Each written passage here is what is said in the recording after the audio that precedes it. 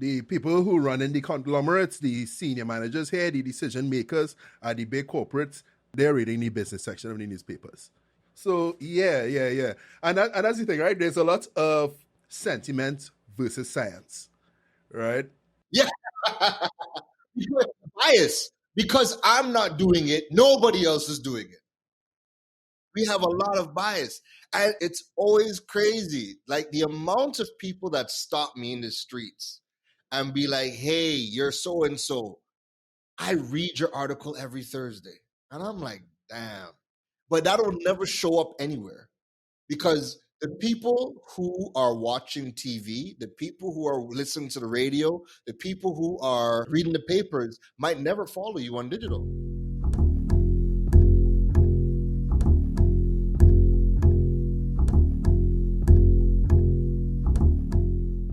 Podcast world, welcome to another episode of The Value, the language of business for those of you looking to build or invest in companies that are scalable and highly valuable. I'm your host, Kevin Valley, and today we are talking about digital payments with somebody who's definitely not a stranger to the podcast. Somebody has been on the podcast, 1, 2, 3, 4 times. In 2018, we did 2 episodes with him on Let's Talk Mobile. In 2019, we did an episode on digital entrepreneurship. In 2020, we had him featured alongside Dr. Shellyanne Gajada as we spoke about the Insider's Guide to Digital Business. And most recently, this year, 2023, he had me on the radio. I was on the radio, guys. We were talking on the Digital World Radio Show, and I was interviewed by digital marketing and e-commerce specialist, podcast host, radio show host, newspaper and TV guest contributor, digipreneur and digiboss, Keron Rose. He brought the soundtrack. Hey. Welcome to The Value, my brother. How you doing? I'm good, man. I'm good. How you been, man? How you been? I've been good, man. I've been good. It's such a blessing, man. It's such a blessing to see your journey and to have such a close look at it, because I know you and I would have connected originally in 2018 when we did that podcast, and we stayed pretty close ever since. Yeah. You helped me get that Become Investable website off the ground. You've been on each other's platforms a number of times. Yeah, man, it's just been so great to see how your brand has grown and how your focus has grown over the years. When we met, you were talking about mobile. You were Mr. Droid. You were selling Android phones. You told everybody in the Caribbean what Huawei is, how to spell it. All right. And then in 2019, it seemed like you pivoted a little bit.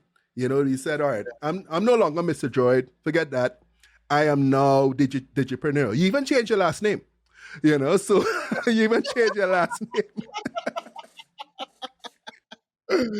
Yeah.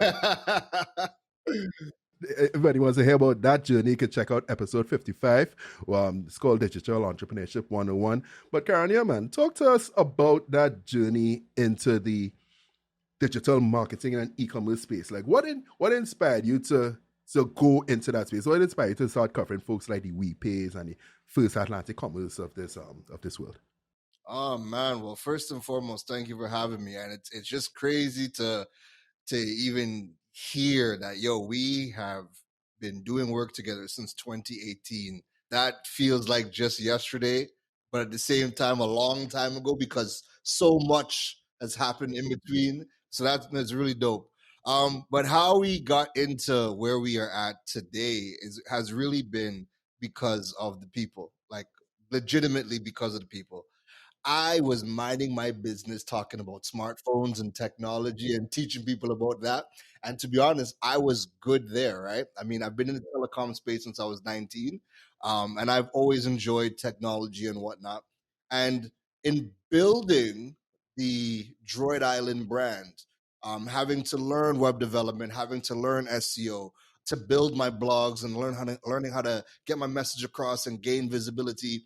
When I wanted to start to sell the products, I had to learn how to sell online. I had the brick and mortar store, but when I was creating all the content and getting the brand deals to create content and do workshops, I realized I was not really in the store anymore, and I needed to be. I was everywhere else except for the store. And in closing the store, people still kept asking how to buy the product. So I had to learn e-commerce. I had to go deeper into digital marketing to be able to sell online and all of these things. So in learning about e-commerce, right? There was no, and we were talking about this before, but the lack of information to do anything in the Caribbean is astounding, right? It is absolutely astounding. So there was almost no information on how to really build your brand digitally online in the Caribbean. It's different because the tools, the platforms, how things work are different in the Caribbean. How to sell online, there was almost no information, almost none. Matter of fact, there was none, right? And I had to network with all the players that had a tool with respects to e-commerce. I had to personally network with these people to get information and go through the entire process myself. So once I went through the process, once I got my brand online and my business website was there, and you were able to purchase products online through credit cards, through the Paywise system. When I was doing all of this, I To made the the which switch. system, sorry? Paywise. Oh, Paywise. Okay, yeah. Paywise, right? So what I was doing, so in learning everything, right? It got to the point where people were noticing, people seen the brand, right? But people started to ask me more questions about, hey, how did you build a website? How are you selling online? How are you taking credit card payments? How are you able to sell via the lotto booth? How are you doing all these things? Who is doing it? Who has built this thing for you? And I had to tell everybody, I'm like I built everything. Like I had to build everything from scratch. I had to get all the information. I'm putting everything together for myself. There is nobody else. And people just kept asking the how. How are you doing this? How are you doing this? And then it got to a point where coming into 2019, so December 2018 for my birthday, I launched KeronRose.com to start talking about just my entrepreneurship journey, moving from Canada, coming to the Caribbean and doing my thing. But going into 2019, the questions of how I built the business, the nuts and bolts of the business, everything related to online, that started to outpace the questions I was getting about, hey, I want to buy a smartphone. What's the best phone for me? And blah, blah, blah, blah. So instead of using my platform to talk about my personal journey or whatever, I started to use that platform to put all the e-commerce and marketing information out to the public on that channel. And that was like almost like a new lease on life, because the traffic from Droid Island, well, that was good. The traffic from to the Keron Rose website really grew. And what solidified the change for me was, I remember this one particular gentleman stopping me in Starbucks. And we used to sit down in Starbucks and talk and work all the time, right? I remember a guy stopped me in Starbucks, and this man just pulled me aside. He's like, "Wait, Karen Rose?" I'm like, "Yeah." He's like, "Nah, I gotta buy you a coffee. We need to talk." And I was like, "All right, well, okay, cool." So we sat down, and he starts telling me about the problems that he's been having, how he lost his house, the business was going belly up because he's been in the red, he can't afford it. And he's like, he watched a video that I did talking about WePay and e-commerce and PayPal, and he was able to figure out how to start getting paid from companies or clientele outside of Trinidad. And homeboy started breaking down crying because he's like, yo, you saved my life. He's like, that information that you put out saved my life. I don't know where I was going because we're just about to lose the house. The business is going belly up. And that information to start getting paid from outside clients changed everything for me. Nobody has ever told me something that impactful in Droid Island. Nobody ever said to me, hey, the phone that you told me about saved my life. It never happened. It never happened, man. Never came close. Never came close. And I've had some stories of Droid. Like I remember, like I think the craziest story with Droid Island was like somebody lost their parents and their phone had crashed, and they had no idea how to get the pictures they had taken of the last moments of losing their parent, right? And helping them brought them to tears, but that was because of that specific moment, right? With e-commerce, the stories that people come to me with, it's a lot of them are really life and death type situations because we're talking about changing people's lives. 100%. 100%. That's why I love business so much, because business has the power to mean, all right, so from the entrepreneur's standpoint, yeah, it's going to put some more money in my pocket, help me provide for my family, provide for myself, and also to provide for other people by creating jobs. Yeah, it's creating jobs, and I think because there's such a gap with respects to the information available about online business, e-commerce, digital marketing, but from our perspective, this was definitely a way bigger gap for me to fill. And again, I've been in telecom since I was 19. We're 36 now. I'm at that point in my life where I'm like, I don't really care about phones like I did back then. Now, if I'm looking at a phone, it's just a good phone for me. I don't care to talk about it. But in the space that we're in now, where again, there's a huge gap, there's a huge opportunity, and the impact that we can make with what we are doing is a million times bigger than before. It was hard to make the switch because it was a point in time where I was like, yo, I'm not exactly sure what I want to do yet. I don't know if I want to go left. I don't know if I want to go right. But when I did decide, you know what, we're going to go right. We're going to double down on this. I've just answered the call, and everything's been working out. Yeah. Funny enough, I mean, we think about e-commerce as something that is somewhat new in the region, right? But but but according to Corporate Finance Institute, e-commerce is something that came about since the late 1990s slash early 2000s, right? That's when, yeah, exactly. It's around that time, the dot com bubble and all these things, when you see that internet and mobile technologies began to transform the financial services industry, right? And the rise of e-commerce actually created a need for secure and efficient online payments, and since then that has formed the bedrock for everything you've seen evolve since then. So whether it be it mobile banking, digital wallets, now you have things like blockchain and crypto and DeFi and all these things, which we'll cover in another podcast. But all these things that came about since then, funny enough, after I interviewed you in 2019, I interviewed one Mr. Orwin Wayne of WePay. And after the interview, he and I were chatting, and he was saying, I tell Keron, this mobile phone thing is a waste of time. You need to be talking about fintech. You need to be talking about fintech. I tell him to start talking about fintech. All right, man. It sounds like him. But no, that is very true. Like, I mean, if it's one day with Aldrin from day one, I think he has definitely always seen something in me. And I remember I think we were prepping for We Day 2019, and I remember we were in his car and we were driving over to Hyatt, and he just looked in the conversation. He was like, "Listen," he's like, "We're always going to need each other." He's like, "What I'm doing is I'm creating the tools." He's like, "Your job now is to educate." He's like, "That's a gift that not everybody has. Not everybody can do knowledge transfer. Not everybody can break it down and get people to use the tools and see it from different." He's like, "That's your space." He's like, "We're not focused on the teaching." He's like, "But we're always going to be," and it just so happens that it's just kind of always kind of flowed like that. Yeah, for real, for real. All right, so if you're to continue the evolution story, thanks to Corporate Finance Institute. All right, so so late 90s, early 2000s, as e-commerce, mobile banking. Funny enough, when I was reading that, I thought back to my time as a bank teller at RBC. I was a bank teller at RBC between December 2005 until July 2006, when I left to go to Jamaica to study banking and finance.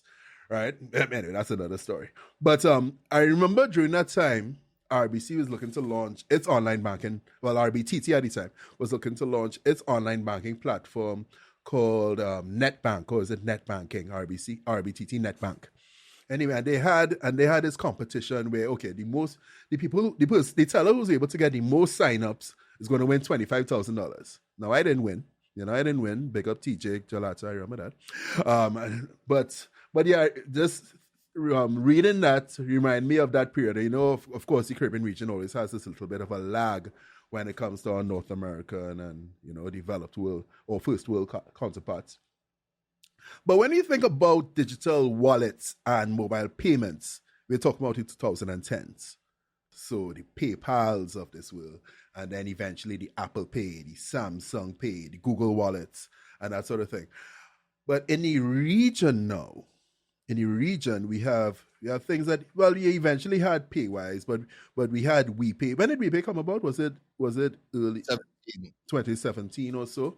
But Keron, you've created a lot of content around actually enabling Caribbean entrepreneurs to get paid via PayPal. If you were to just, of course people could check out the video when they're ready, but if you were to just give a quick 1 minute lesson, all right, if you want to enable payments from anybody anywhere in the world through PayPal, how would you do that? Yeah, I think the first thing I would say to anybody is you kind of have to learn the differences between PayPal or Paywise or FAC and some of these other solutions, because PayPal is not always the best solution for you, right? Ironically, as much as people run down PayPal, they don't always take into consideration that it might not be the best solution. And the reason I say that is because if you're using PayPal, it's the most expensive solution. So it's 5.5% USD. Is this so much? Yep. 5.5% per transaction. All right. Okay. Per transaction. And then not every account is able to withdraw the funds immediately. Some of them might have to wait 30 days for PayPal to only give you the automatic transfer at the top of the month. And then there's some accounts that PayPal just doesn't allow you to withdraw funds altogether, right? And then if things do happen, if they do go sideways, if you do have to query something, you don't have local support and you have to deal with whatever PayPal gives you, right? So PayPal is not always the best solution. However, the reason why it's covered so much is because PayPal is the gold standard of payments worldwide. And if you are working for companies, and this is a big one, and that's why I'm mentioning it, if you are working for companies that pay remote workers or they pay freelancers, or you have clients from different parts of the world and they're using PayPal, the reason why you might not use a WePay or First Atlantic Commerce or some of these other platforms is because they might not be paying you with a credit card. PayPal allows people to connect their bank accounts. So if you're dealing with a institution or a company who is not paying you with a credit card, they're paying you out of their bank accounts, then you can't use any other tool. You'd have to use PayPal and just get hit with the 5.5%, right? So that's, again, just putting that out there for people. Now, if you want to use PayPal and you're in Trinidad, you are going to have a Visa debit card, and with these institutions, either JMB, PSCU Credit Union, RAN Credit Union, Venture Credit Union, or a Visa credit card from any institution except RBC, because RBC went out of their way to block PayPal transactions, right?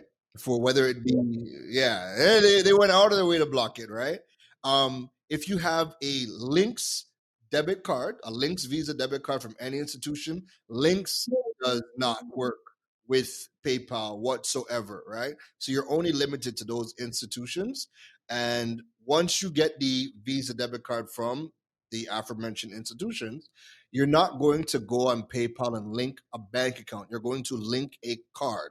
So there's people always go to link a bank account thinking they're going to use their bank account number. No, you're going to be linking your Visa debit card number, and that's what you would go and connect. Once that is connected from any one of those banks, you're going to be able to, when money comes in, you're going to be able to see withdraw, and you'll see your bank, your credit card, or your Visa debit card as an option to withdraw those funds. Other thing I would mention is that I lost my train of thought, but it'll come back to me. No, but yeah. No, you're talking about. Oh, you remember? Good.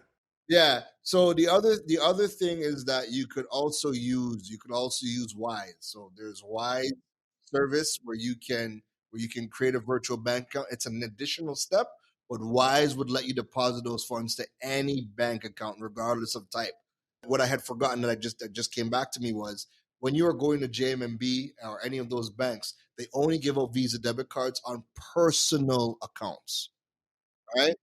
They do not give out Visa debit cards on business accounts. So if you are somebody who wants to get paid and the funds go into your business account, you're better off using Wise, so that Wise, because Wise can distribute the funds, they wire transfer the funds to any bank account, personal or checkings or business accounts.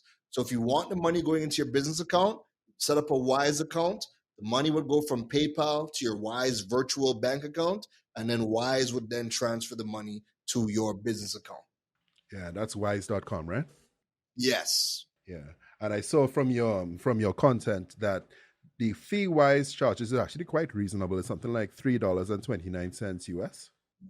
They raised it. Yeah, I think they raised it 2 times. I think the second time they raised it was just last week. So yeah, they raised it to like I won't be able to find it at the drop of right now, but they raised that fee, and it's a bit more. But this is my thing, right? What I tell people, regardless of whatever the fee is, you don't have options. You don't have options. You don't have options. So regardless of whatever the fee is, when people tell me, because they say this thing all the time, nah, that's too expensive. I'm not going to do e-commerce. I'm not going to put my business online. That is the extreme that people say. Oh, that's too expensive. I'm not going to do it. So is it that you're not going to have your business online and people just have to pay you in cash? Yes. Well, all right. Well, all right. In that list, if you have a personal or business account with Scotiabank, would you be able to get? Do they have that Visa card that allows you to get paid via PayPal? So remember, their Visa debit cards are with links. Oh, Scotia's links. Okay. But you could use their Scotia Visa credit card. So you could use a Visa credit card from any bank except RBC. But the problem with using a Visa credit card, right? If you have nothing else, then sure, no problem. But I would tell anybody, just go open a bank account. Go open a JMB bank. Like, I only have JMB to get my PayPal money to then send to my other bank that I use, right? Just go open a bank. Because when you use a Visa credit card, for one, you have a limit as to how much money your Visa credit card can hold. If you have an overage, like if your limit is $5,000 and you go load up the card with $6,000, the banks charge you an overage fee. They charge you a percentage. And it's like every bank is different, but like FCB hit me a 3% overage fee for having more money. Whatever the amount was, they charged me 3% of however much money was over, and I had to pay that. And it was like $600. Okay, big boy. Yeah, okay. but I'm just saying. I'm saying that to paint a picture. The fees are high, right? So you have the overage fee, but then let's just say if you want cash, then when you go put your Visa credit card into the bank, you're getting charged a cash advance fee. So you're getting thick. You're getting thick, and then to make it worse, we're in Trinidad, so you don't know everybody who has a Links terminal. They're looking at you like, is that a Visa debit card or is that a credit card? Because when they're transacting business, if it's a Visa debit card, they pay 75 cents per transaction. Once it's a credit card, they're paying 3% per transaction, which is why there's so many businesses in Trinidad that are like, yo, we do not want your credit card. Okay, one last question on this PayPal list before we move on. Does having the Visa debit card from the GMMB or the PSCU credit union or what have you, would that allow me to withdraw the funds at any time, or do I still need to wait the 30 days? That depends on PayPal. So PayPal will determine whether you get to withdraw the funds anytime you want. Like, I could just go into PayPal, click withdraw, and the money would just be withdrawn to my bank account. With no fees? There's fees. They charge $5. Right. But if you wait for the automatic transfer, then it's free. Automatic transfer is free, right? So if you do a manual transfer, then it's $5 US per withdrawal. The second option, and again, these are based on PayPal, they determine this. PayPal could also put you on a mandatory 30-day hold for your funds. So you could only do the automatic withdrawal, right? And then the third thing is PayPal could just look at your account and say, we're not giving you withdrawal access. And then that's it. You're just screwed. Yeah, they had me in that position for a little while. They had me in that. Yeah. So because they do that, I would, again, anytime people ask me about e-commerce for their business, I would always explore every other option first before PayPal, or even if we set up PayPal would always be supplementary to the other things that you use, so that way you're not relying on PayPal. And I mean, there's one other tip. I mean, and this all depends on access and if you are able to do this. But if you're able to get a bank account in the United States, be it Bank of America or whoever, and you're able to get a Visa debit card from there, then I mean, for me, my Bank of America card, I withdrew. Somebody tries to send me money on PayPal, it's in my account tomorrow. You're gold. If you do that, you're gold. I think and this is why the lack of information is what's killing everybody, because we haven't had a accountant come out and talk to people about the taxes, what forms you have to fill out. If you're going to go open up a U.S. account, what goes into that? People don't open up U.S. bank accounts because people don't want to pay Uncle Sam, and it's not that they don't want to pay, right? Because I've heard an accountant say you don't have to pay anything; you just have to declare. But that's different information from what I've heard from other people, right? So accountants need to come out and kind of create that content and put that information out so that people know exactly what entails open up a U.S. bank account and living outside of the U.S. Well, see, when you mention Uncle Sam, I need to move on to the next topic. So, Keron, you've emphasized the importance you emphasized the importance of digital tools for businesses today. Can you elaborate on some of the key tools or strategies that Caribbean entrepreneurs should prioritize to enhance their online presence and their competitiveness? Because, of course, we want to be able to increase our global competitiveness. You want to be able to export. You want to be able to attract that U.S. currency without dealing with Uncle Sam too harshly. Yeah. I think the two biggest things, and these are the two biggest gaps, and until businesses understand these two gaps, you can't really do anything else. You need to understand the payment tools, because it doesn't make sense you spending all this money marketing your business, and when somebody from outside of Trinidad and Tobago decides they want to do business with you, you can't get paid. And that happens all the time. Perfect example is somebody will go and they will Google, what's the easiest way to set up a website? What's the best website to sell products? And they'll see things like Shopify, they'll see things like Wix, they'll see Squarespace. And contrary to popular belief, I don't care about what platform you use, right? I only ever talk about WordPress because WordPress has been the easiest platform for Caribbean people to get paid from. It's not, I never said it's the easiest to use or the easiest to learn. There are easier platforms to learn, easier platforms to set up. But when you go, and this happens all the time, they Google, okay, easiest platform, Wix. All right, cool. We're going to go set up Wix. We're going to go pay the subscription, and e-commerce subscription for Wix starts at $30 US a month. So you jump out your $30 US a month. You might even go find a Wix developer and pay them, 1,000 US, a 500 US, have them build out your Wix website for you. So you're in the hole already before you even start. They build out everything for you. And then by the time it's done and you launch and you announce to the world, hey, everybody, you can buy online. And then they come and the money isn't coming into anything because you haven't thought about getting paid. So, and then they come and then I'll get the message saying, hey, I spent, 3 months developing a Wix website. How do I get paid? I can't get paid. And I'm like, you're on the wrong platform. What do you mean I'm on the wrong platform?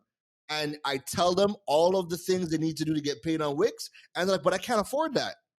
Well, you need to get on a different platform. So, payment tools is the first thing that every single entrepreneur in the Caribbean needs to understand, because how you get paid dictates what platforms and what tools you can and you cannot use. Right?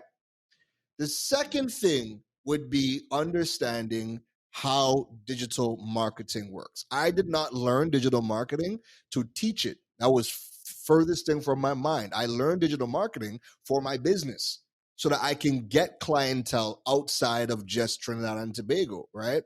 So when you figure out your payment options, so you know how, where if you do get a client, you know how you're going to get paid, then it's learning digital marketing so that you understand how you can now build your digital presence and you can start to attract clients from anywhere in the world.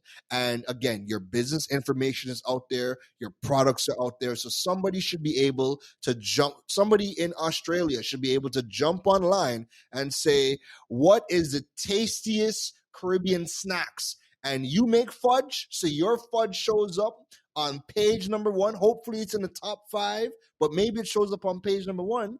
And that person could click on the link, learn what on earth is fudge, and then you have a video or a write-up or something breaking down what fudge is. And that person should be able to say, I want to try what this fudge is. Add to cart. Let me get my coconut fudge. Let me get my milk fudge, my cocoa fudge. Add to cart, pay you. So now you have money. And then you can now ship your product to that person in Australia, rather than you're hustling at every single fair or every pop-up shop that you can, hustling fudge that anybody locally can buy any and everywhere. And that's why, I mean, at times like this, I want to pick up Katie and Preston and Carib Shopper for at scale enabling people from the diaspora to purchase Caribbean products like fudge and kurma and what have you. And that is so huge. We big up to Katie. We had Katie on Digital World last week Friday. Oh yeah, Yeah, in person. He was here in person. Yeah.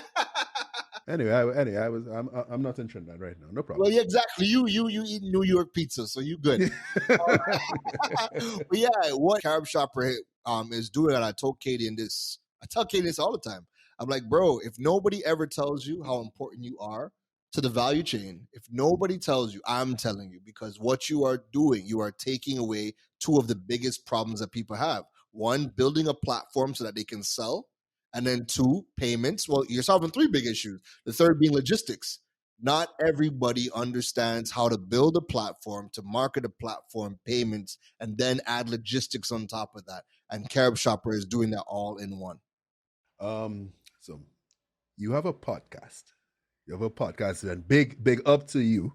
You have a podcast called Digipreneur FM. I sometimes wonder how this man releases so many episodes on a regular basis, but I don't understand. But big up to you again. But the podcast focuses on digital strategy, online business, and of course entrepreneurship. In conducting this podcast, what are some of the noteworthy trends or success stories in the Caribbean digital space that you feature on your podcast? And I think I have an idea of at least one, but I'm gonna let you go. Success stories on the podcast. I would actually go on to say, and I'm interested to see what you say, but I would more say I feature all the success stories, or the majority of the success stories, on Digital World. On the radio show. On the radio show. And I purposely do that because when I had the opportunity to have my own radio show, I needed to figure out what was going to be the differentiating factor between the podcast and what I would do on radio. And one of the big things was I would do almost all of my features on the radio. What I started to do, right? And I mean, we are content factories. So we're always thinking about how to create content, also how to make it easier. What I would do is after a radio show, I would talk to the guests and be like, maybe they said something that I really liked, and I'd be like, hey, I want to do something on the podcast. Send me, give them the topic, or have them pick the topic, and I would have them send me the voice notes, and I would compile it together, and then that would be a podcast episode. But the features to kind of feature people have really been on on the Digital World Radio Show. And I think the biggest thing with the Digital World Radio Show is my mindset towards the guests is always, how are people doing something differently? How are they leveraging the digital tools and platforms available? Or is this a company that is creating something within the digital space, but everything kind of ties back into digital? So even if somebody is a traditional job, like I've had a chiropractor, I've had psychiatrists, therapists, I've Big had up to people. Keron. Big up to Keron, the chiropractor. Cracking backs all across the region. Big up to He Keron. has your back. He has your back. You know.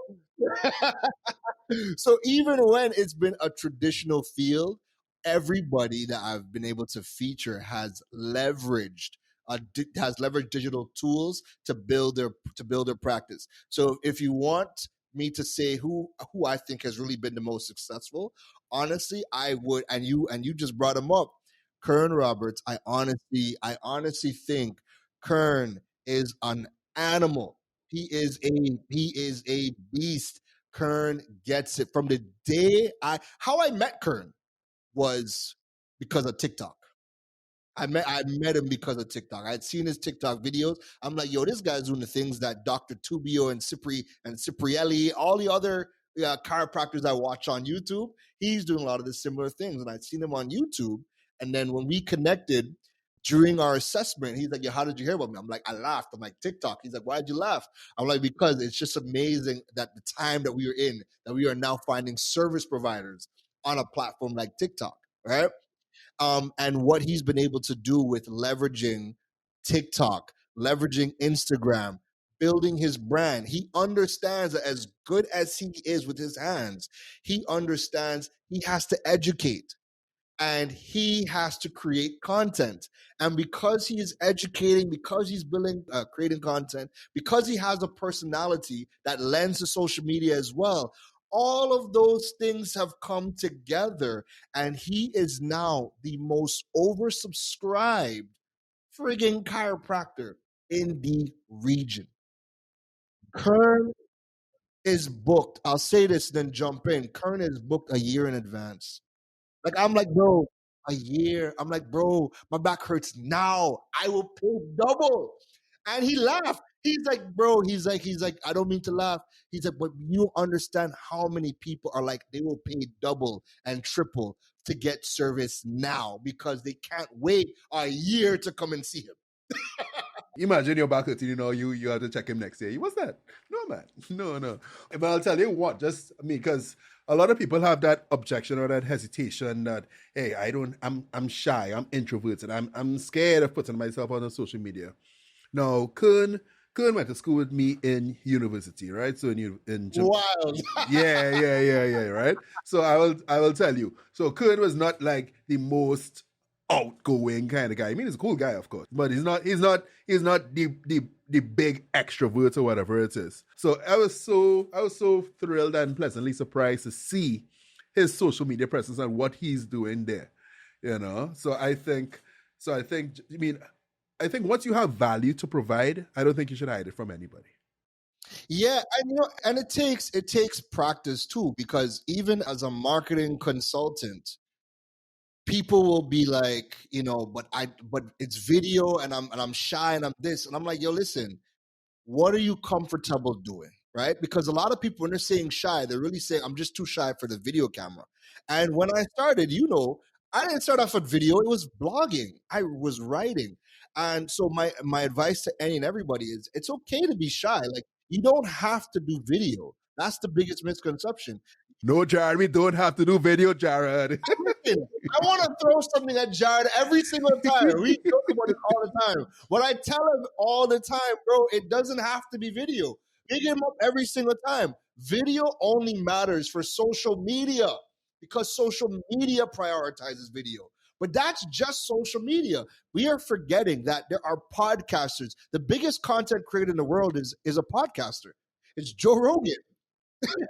It's Joe Rogan. So you could podcast and be big. You can, again, blogging will never die because all of the search engines, your favorite AI tool, ChatGPT, everybody pulls their information from the internet. So if you want to show up on Google, you want to show up in ChatGPT, you better be creating your written articles on your website, because that's where Google is getting the information from. That's where ChatGPT is getting its information from. All right. So, Keron, in your experience, right, what challenges, and I know we touched on this a little bit already, so you can let me know, hey, Kevin, you asked me this already. But what challenges do entrepreneurs in the Caribbean typically face when it comes to adopting digital payment solutions, right? So we speak about getting out, using the tools to get ourselves out there and whatnot. You know, we speak about the Kerns of this world. We could also talk about people like Catherine Nurse from Immortal Beauties, who has an excellent e-commerce adopted website platform. But what challenges do they face when adopting the digital payment solutions, and how can they overcome these challenges? And then we could get into some of the tools available to us. I think the biggest challenge is culture. Culturally, Say that again. culturally, people do not trust the banking institutions. That's the biggest hurdle. That's the biggest. You can't, Kevin, we don't have a technology problem. We do not have a technology. We have not had a technology problem in the Caribbean. FAC is 20 years old. Technically, FAC being First Atlantic Commerce out of Bermuda, Chris Burns. First Atlantic Commerce. Yeah. FAC is 20 plus years old. Technically, we have been able to do e-commerce in the Caribbean for over 20 years, right? However, culturally, we do not like and trust the institutions. So when you're dealing with somebody who they have a business, whatever the business is, and they're coming to you saying, hey, they want to grow the business. And then their caveat is, I want to grow the business, but I'm not into that. I'm not into any solution that has to do with the bank. Give me cash. I don't trust the banks. Fire upon Babylon. When that is when that is the caveat that they have, you're dead in the water. There is nothing you can do to really change that mind. I don't want to say nothing that you can do, but it's very hard to change that entire cultural mindset as to how much people have a disdain and distrust of the banking system. Let me throw you this. Yeah. December 2020, right? That was just the other day. December 2020, the Prime Minister of Trinidad and Tobago, Dr. Keith Rowley, he is in an interview, right? And I'll send you the link for this article afterwards. He is in an interview and he goes on to say, and quote, he goes on to say that he was the last person in government to switch from check to direct deposit. And the reason he was the last person in government to move from check, he's like, I prefer cash because I don't trust the system. Wow. So now that's so loaded, because for one, if your prime minister, if the number one citizen in your country comes out and says they don't trust the system, they don't trust the banking system, they prefer cash, then you already know how much energy he's going to put into digitizing anything. No, to be fair, no, I would say the Ministry of Finance is doing. I mean, at least it looks like they're doing a lot to promote. Karen's not a smile. Karen, I know you know. But it looks like they're doing a lot to promote like cashless economy and whatnot. I see the Trinidad and Tobago International Financial Center, TTIFC, I say they're making a lot of moves in the space, having events. They recently launched the One Fintech Avenue. I think I'm going to have John Outridge on the podcast soon. Yeah, you should for sure. Yeah, to talk about that. You know, so I see the moves being made from that perspective. But please continue on what the honorable Prime Minister. So I'll jump into what you said right after, right? But yeah, so from seeing that, that kind of just tells you where his mindset is when it comes to the financial system. I don't think he also took into consideration that, you are the prime minister, you're in government. When was the last time you probably waited in line to cash your check? when was the last time because he said he would go in and cash his check and take out his cash. When was the last time you even waited in a line to go in and take that money out, right? The average person not going through that, right? To wait Some of them are. I'm lying. Some of them are, right? A lot, actually, a lot of them are. A lot of them It are. depends on what you need to do. It depends what I was in the bank, like just before I flew up here. Yeah. a lot of people, like people like us, we are because we don't have the ability to conduct certain transactions online. Otherwise, the bank would never see us, right? But some people just don't trust the banking system, so they want to go into the bank and deal with a human, right, for every single transaction, right? That's so culturally, it's very hard. I think that's the biggest hurdle. But I think that's sorry to cut you. I think that's like the older generation to an extent, right? No, bro, it is our generation and younger too, because it's being passed down. It's being passed down to the point where people are throwing their insecurities to their children and their children's children. So we're still seeing a lot of people who are in their 20s who are like, online banking? Nah, I pay my bills. I pay. Bro, I just had a friend the other day that was like, hey, we were on the phone, we're talking, and they're like, yo, let me call you back just now. I gotta go into T and Tech to pay my bill. And I'm like, is it that your electricity is cut? and you need somebody to turn it on like now for now? And they're like, well, no. I'm like, is it that your bill is due tomorrow? And you have to pay, because I couldn't wrap my mind on why are you going in? And they're just like, no, I just prefer to go in and pay my bills in T and Tech. And I'm like, listen, my head just, I'm like, you're not a real person. Right? So we have a lot of that. We have a lot of that. Going back to One Fintech Avenue, right? My problem with that, and I have to meet with John myself and do a show with him. My problem with One Fintech, and I think this is where a couple of people's mindsets are, is if you like you put that in the most inaccessible to the public place as could possibly be, right? The average person, like if the goal is to teach the average person about fintech, the average person not going into parliament, into waterfront, to come up to that heavily guarded building to come and learn about fintech. If you wanted to educate the public about fintech, One Fintech Avenue should have been a big store in Trin City Mall. It should have been a store in West Mall. It should have been a store in Eastgate, in Long Circuit. It has to be where the public is frequently trafficking, and you can now showcase where or how these things work. But again, I think a lot of it is lip service, because even look at I'll give you another good example. TIC. Were you here for TIC? No, I was in the country, but I didn't attend. Okay. So 2 weeks prior to TIC was the first ever Caribbean Food and Beverage Conference, right? Okay. And we're there with Guardian Media. So I'm there. My Digital World show is live on site at Caribbean Food and Beverage. So I'm speaking to all of the organizers, and then the organizers know me. So they're coming to me and asking me my opinion. What do I like? What do I not like? What do I improve? And I'm like, what would I improve? I'm like, Caribbean Food and Beverage Conference. Everybody here is selling products, right? I'm like, have you gentlemen bought anything as yet? They're like, no, they haven't bought anything as yet. They've been busy. So I'm like, let's go and buy something, shall we? And they're like, okay, this is random, but okay. I'm like, let's go. So I just go to the next booth, right? I'm like, hey, you are selling ice cream. How can I pay for this ice cream? They're like, oh, right now only cash. I'm like, ooh. So everybody looked around and like okay, cash. She's like, oh, yeah. oh, my heart, like, my chest. I'm like, cash. So the organizers looked and they're like, wait a minute, you don't, man, pull out this card. They're like, no cards. They're like, no, not right. I'm like, all right, good. We go to 2 more booths. How can we buy your product? They're like, oh, cash only.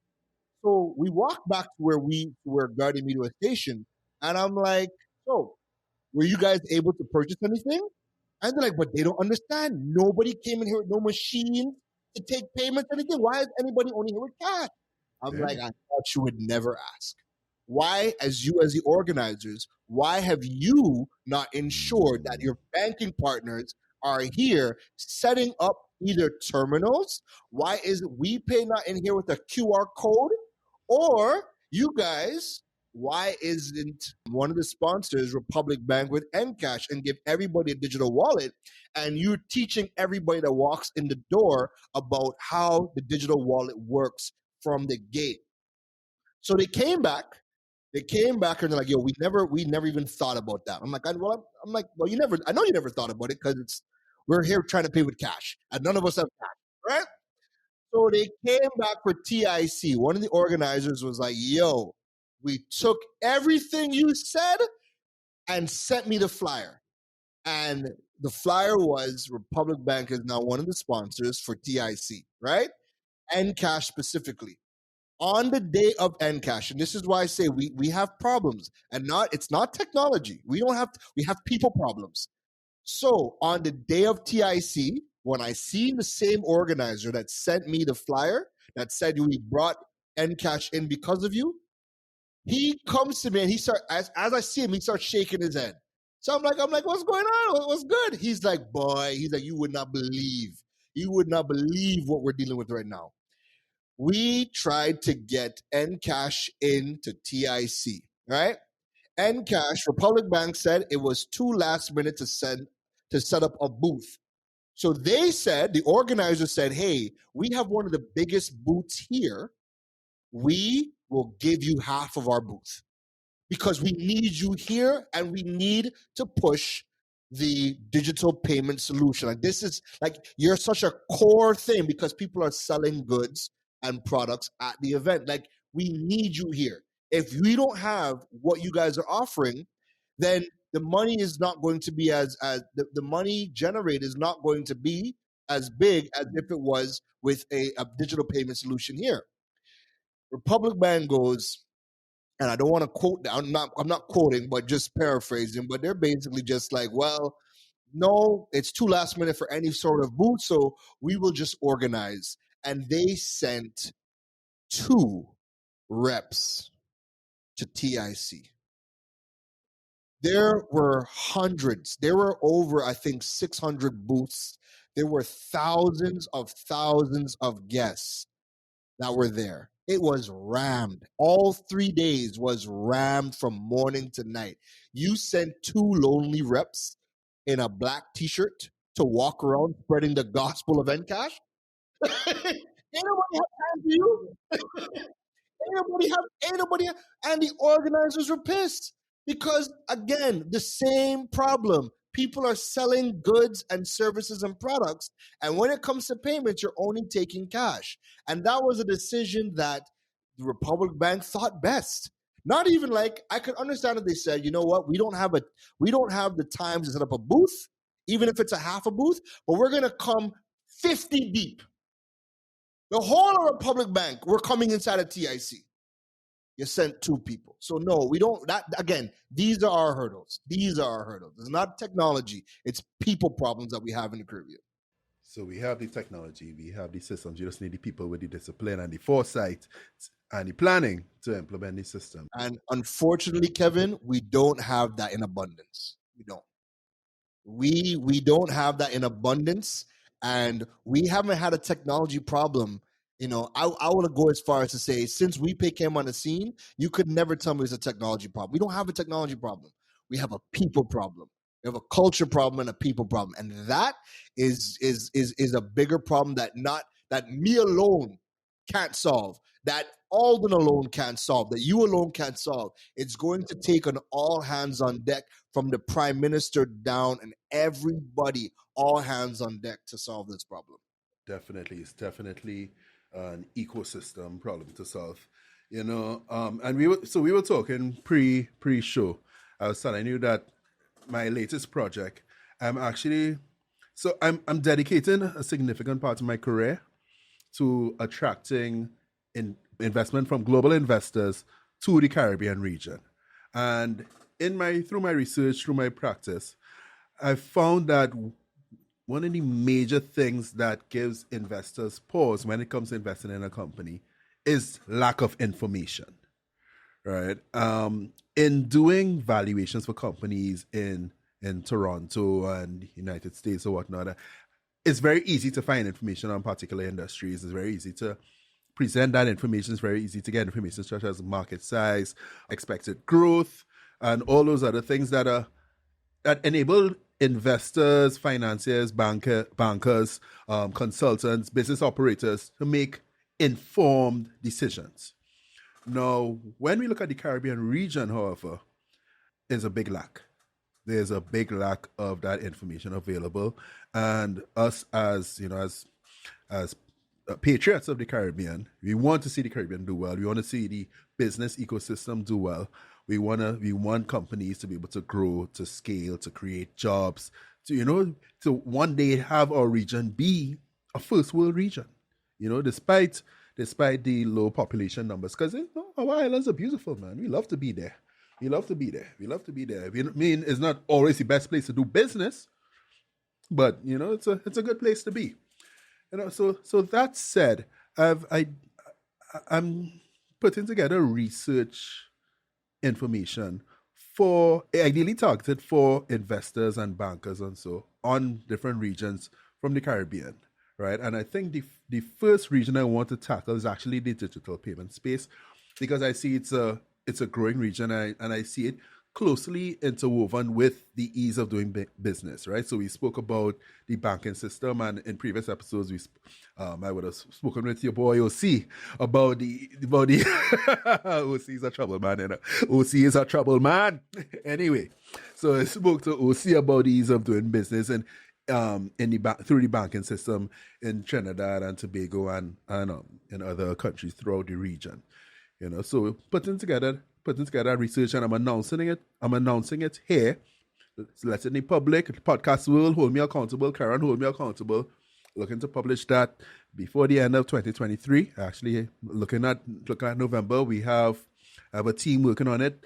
The reports, I would say, is 60 to 70% done. Just need to put some touches onto it. All that said, Keron, I wanted to talk to you about the landscape of the digital payment sector in Trinidad and Tobago in particular. And I think we have four major players, each of them you've mentioned previously in this conversation. I want to start with the oldest player. So First Atlantic Commerce, because they've essentially attached themselves to the banking system to enable digital payments. So if you could just walk us through your understanding of how that works. Yeah, so with First Atlantic Commerce, right, you essentially have to have a merchant bank account because they're not a public facing entity. You have to go through the bank. So the first step to work with First Atlantic Commerce is you got to go to your bank in your respective country. The good thing is that First Atlantic Commerce works on almost every single bank in the entire Caribbean. So every Caribbean region has the ability to do e-commerce. So you go to your bank, you open up a merchant account.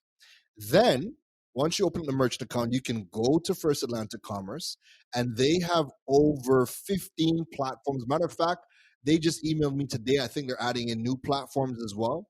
But they have over 15 platforms that you can use their shopping cart. So if you want to use Wix, if you want to use Shopify, Joomla, Drupal, a whole suite, right? Magento, all those platforms, you're able to do e-commerce utilizing First Atlantic Commerce. So you would first go open up a merchant account with your bank. Then you go to First Atlantic Commerce, open up an account with them. They are going to be your payment processor, and the money would go into your bank account, depending on the platform you would use. So in the case of like a Wix or a Shopify, you would need, so whilst First Atlantic Commerce is in the cloud, you would then need an additional partner that connects First Atlantic Commerce to the platform that you are using. So for Wix and Shopify, TillowPay is a technology partner with First Atlantic Commerce that connects FAC to the Shopify or the Wix platform. And now that would allow you to now process payments on that Wix platform or Shopify. First Atlantic Commerce processes the payments. The money goes directly into your merchant account with your bank. So that's pretty much how the flow starts. So you need to have a merchant account, and then you would go to First Atlantic Commerce. All right, so you need a merchant account. There's over 15 platforms. You need a partner to collect the platform to FAC. That partner, sorry, will either be Tillo, you said, or somebody else? Yeah, so they have multiple partners. It just depends. It depends on what platform you are looking to use. So I'm trying to see if I could pull up, but yeah, they have multiple platforms that you could use. And again, they have there the shopping carts. So they have again, you could use First Atlantic Commerce with Magento, WordPress, WooCommerce, Shopify, PrestaShop, OpenCart, Nidux, Joomla, Wix, and Figaro, and a whole bunch of other reservation systems, ticketing platforms, online ordering systems, advertising solutions. So they have a wide variety of platforms that First Atlantic Commerce can integrate with. Yes, and I know you're a big fan of Figaro. I know you for that integration. Okay, cool. All right, so that's First Atlantic Commerce, and that's how that integrates with the banking system, and that's how you use it to enable payments on your website. So there are a couple steps there that you need to know. You know, it's not as easy as boom boom bang. You know, there's a little bit of and there's money involved. So there's money involved, right? So the merchant accounts are not free, right? So here in Trinidad alone, the merchant accounts start from 75 US and they go up to 300 US, depending on which bank you are using. That fee is per month. Right? Yeah. Okay. That fee is per month, right? So when you're using First Atlantic Commerce, again, you're probably an established business, and you're probably using tools that some of the other tools or platforms don't integrate with. But you got to pay that per month, and then the bank also charges you. They give you a transaction rate, so it could be anywhere from 3 to 5% per transaction the bank is charging you. All right? Per transaction. I might need to talk to Chris. I well, 3 to 5%. That's the bank. And then you have 25 cents per transaction. I believe that fee is the FAC fee per transaction. Also, the banks make the 3 to 5%, and FAC takes the 25 cents. 25 cents. Yeah. So that 3 to 5% you would negotiate with your bank, right? Depending on your volume and whatever else, you got to negotiate that. And then let's just say you're in the case of, right? You're starting to wipe your eyes. Don't wipe your eyes yet. We're not even done. Then if you're using a platform, so let's use the example of Shopify. Shopify is one of the biggest e-commerce platforms in the world. If you want to use FAC with Shopify, because you can't use anything else, you then have to now get TillowPay to connect your FAC account to Shopify, and TillowPay takes 1% per transaction. So, oh, wow. Okay. Wow. Okay. Right? And then that still doesn't include your monthly subscription fee to the platform that you are using. So Shopify starts at 30 US per month for e-commerce. Oh, that's shop. Okay. So, ooh. So then people want to talk about why I keep telling people go WordPress. All right. So, okay. So by the time you start at the lowest, you're paying 75 US per month. Okay. Then you integrate something like TillowPay, that's 1%. All right. Fine, 1%, no problem. Then you go to you talk to your bank and say, oh, bank, please, a bank. And the bank say no, 3 to 5%. All right, jam. Then FAC says 25 cents. All right, hold it 25 cents per transaction. Oh, sorry, the 3 to 5% is per transaction. That 1% is per transaction. So you're looking at, you're somewhere between 4 and 6% per transaction plus 25 cents. 25 cents is just like an insult to injury there. But anyway. In US. In US. All right, so that's $1.50 TT, and that's a lot of money in Jamaican dollars. All right, so Shopify. So then Shopify says, you know what, we want 30 USD per month as well. All right, so yeah, you definitely have to be an established business, raking in at least something like, I don't know, 10, 20K US per month at the lowest, at the low end, for this to make sense for you, for this to be a viable option for you. All right, that's fine. Okay, so if I'm to go in terms of timeline, all right, so we're gonna cover WePay, we're gonna cover Endcash and Paywise, or Paywise and Endcash, depending on the timeline. All right, so First Atlantic is the oldest one, and then we have WePay. So talk to me about WePay. I mean, a lot of things keep happening about WePay. WePay is a moving, growing business. They moved from Trinidad to Jamaica, then went to Jamaica to Miami. They started a neo bank and everything. I mean, love this story, love the guy. So yeah, let's talk about WePay as an option for business owners in the region. So a lot of what we are seeing with WePay, there's a lot of announcements. They're stacking up a lot of partnerships and assets. And I think whilst there's been a lot of announcements, the majority of the announcements we can't actually do just yet. However, I think there's going to be a time. I don't know when the timeline is, but there's going to be a time where a switch gets flipped and the WePay ecosystem is going to be like the biggest ecosystem in the entire region. But as for what you can do right now with your eyes closed, is let's just say you start a website, you want to do e-commerce. This is the reason why I would always recommend WordPress for everybody, right? You can start a WordPress website for as little as $3 per month. That's your monthly fee for hosting. Your domain fee is a yearly fee, but we know domains are cheap. That could be as low as $2 for the year, right? Then, if you're using WePay to process your payments, there's no monthly fee for WePay, and you would have the 3.5% per transaction fee plus $3 TT or whatever your currency exchange is, depending on the country that you are in. All right. And that is it. All right, I can live with that. Okay, I can live with that because I think when you started to talk about Visa and Mastercard and those guys for the merchant, I think the merchants pay something like 2 to 3%. They pay something per transaction. Yeah, correct. So when you're in a payment gateway is essentially just your digital point of sale terminal, because again, when you are in a store, the business pays 3% to the bank per transaction, 3 to 5% depending on whatever they've worked out with the bank, right? So it's the exact same thing, but just online. So there's no escaping, and that's why a lot of businesses in Trinidad will tell you, no, we don't accept credit card because they don't want to lose out the 3 to 5% per transaction on your candy bar because you want to. So here's where I encountered that, right?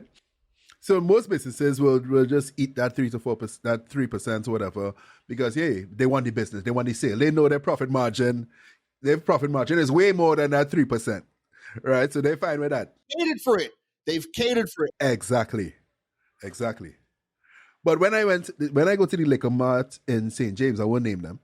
But when I go to the liquor mart in St. James and I say, hey, what I want is, can I get this bottle of rum? I want to pay with my card. They say, no, if you're paying with credit card, it's an extra 3-4%, brother. I say, all right, no problem.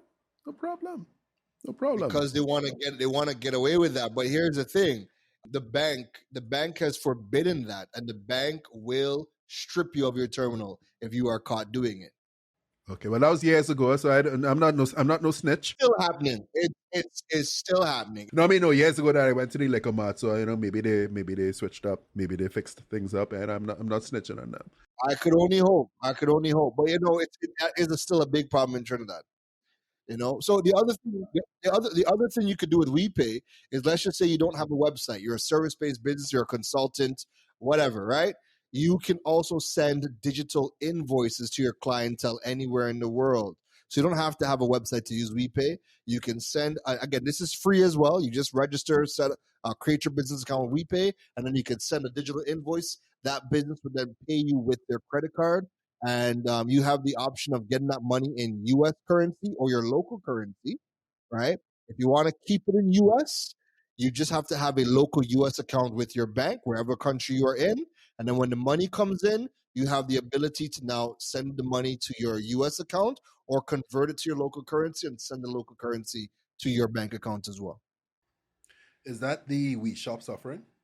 No, this is just a digital invoice. When you log into WePay, you'll see invoices like the second option on your back end. Okay, I like the no upfront payments and the only taking money on the back end. I think it makes it a lot easier. Is that we win when you win sort of mentality that I like. And that's a huge thing, because again, when we're talking about hurdles, right? Imagine when I tell, and this happens every single day. Somebody comes to me and says, "Hey, I built on Wix. I can't get paid. How do I get paid on Wix?" And I tell them everything I just told you. And they're like, "But I can't afford that." You should have thought about that before you went and spent money on Wix. And now that money goes down the drain because a lot of these people cannot afford that. So the money and time goes down the drain. They might never rebound to go online. Or if they do, they then have to spend more money to go and have somebody build out WordPress or some other platform that allows them to easily get paid. Got you. Got you. Okay. Before we move on to the others, I know just one clarification question. Is WeShop, is that out as yet? WeShops? Oh, it's out. I don't know if it's still around. Okay. No problem. Sometimes, these things happen. All right, I want to touch on Color Bank because I saw that you have the Color Bank card. I've seen Alwyn use the Color Bank card. Let's talk about Color Bank. Yeah, pull out the card, man. Flex it. I see it. Yeah. Better hide that number before I buy something. No, I'm joking. I'm joking. But yeah, so Color Bank, I think this they would have announced this January 2022. And they would have launched it, when was it? September 2022? I'm calling from memory. I don't have the information in front of me. Well, this is definitely a question for Aldwin because this was like, I mean, we the Rebel card initially was announced in 2019, right? Then they had a whole lot of problems with central bank and yada yada yada. Now we have the Color Bank cards, and I've seen them in the thousands. They are here, they are real. They have just not been released to public as yet. I don't know why. They're not released to public? No. Oh, no. I guess you and Alwyn are the only guys I've seen with it then. Okay, fair enough. I know you're on the list. Yeah, I got it to test. They even have the Color Bank app and the digital credit card. So I've seen them using the virtual Color Bank credit card, using their phones to make payments. I've seen all these things working. I've been using the Color Bank card and it's working. I haven't had a problem with it. However, I don't know what the issue is with respects to being released, because they were going to release it December last year and it wasn't released. So at this point, I don't know what the holdup is. So that is, again, that's a question that, whenever we both see Aldwin, we must ask him. I love it. All right, that's cool. And yeah, it's cool that they launched the Color Bank. I think that's also available in Florida. Also, I could be wrong. I'll leave that to Aldwin's PR team. All right, we'll leave that. I'll have Alwyn on the podcast again soon. I'll have him back on the podcast soon. Dave, we want to know. We want to know because, again, we're seeing the vision, and like I said, there's a lot of things that WePay has announced that we are seeing the assets being built. We don't know when it's going to be released into the wild. But again, I personally think that, I know whilst a lot of people are frustrated, they're seeing it and they can't use it or access a lot of things that have been announced. I honestly think that whilst Alvin looks like a madman sometimes, we're going to see it pay off because a switch is going to be flipped and there's going to be the world of WePay and an entire ecosystem that runs very, very deep and is going to be something to see when everything gets turned on. All right, looking forward to that. I'm looking forward to a future conversation with Alwyn Ween of WePay. Okay, let's talk about Paywise now. So Paywise, is this a digital wallet? Is it a digital wallet or something? So is this another payment facilitator? How would you define Paywise? How does it work? Where is the value? Because essentially, on this podcast, that's what we always want to know. Where is the value in these platforms, in these services, or what have you? Have you interviewed Ian Allen as yet? I have not. I actually have it. I have it on my cards too. I listened to your interview with him. Nice story. Yeah. Man, yo, people don't know because they probably couldn't see it, but my man was in like tearing up. Oh, he was. Yeah, I heard this in his voice. I remember I listened to it while I was driving to go buy some jerk chicken. I was like, ooh. It's like, oh, they did that to you, and then yeah, those kind of circumstances, because you know you're talking about people's money, right? And people can have access to their money, and people hitting them with their sad and personal stories, and yeah, man, some of those things they really cut deep, especially if you're somebody who's trying to help people. Yeah. Yeah, they're ready to come with the pitchforks for him. But you know what? Where does Paywise sit? So I think the main thing to kind of, or I think the thing to address first is, what was Paywise before? So Paywise before was a payment facilitating tool that what they did was they partnered with NLCB and IGT. So they were using IGT, the gaming terminals. They were using IGT. They created a network or a platform where you could have your own account number, and you could give that account number to anybody within Trinidad and Tobago. They would then go into any NLCB booth, and the NLCB booths were using the IGT terminals to do all their transactions, right? So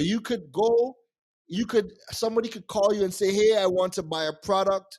You could give them your Paywise number. They go to any lotto booth, they give them your number, and they make the payment, and within the next day, the next 24 hours, the money was in your account, right?